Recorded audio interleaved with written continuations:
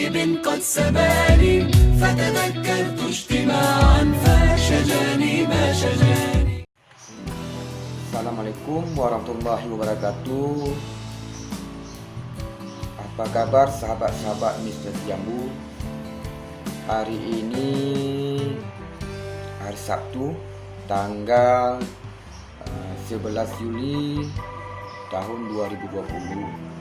Kami mengadakan gotong royong bersama, yaitu membersihkan lingkungan madrasah untuk menyambut hari pertama sekolah tahun ajaran 2020-2021. Nah, kebetulan tanggal 13 Juli 2020 itu pertama sekali diadakan proses belajar mengajar secara tatap muka. Karena selama pandemi COVID-19 ini, ya kita tahu semua belajarnya secara online. Nah, insya Allah kalau Allah mengizinkan, kita akan melakukan tatap muka pertama.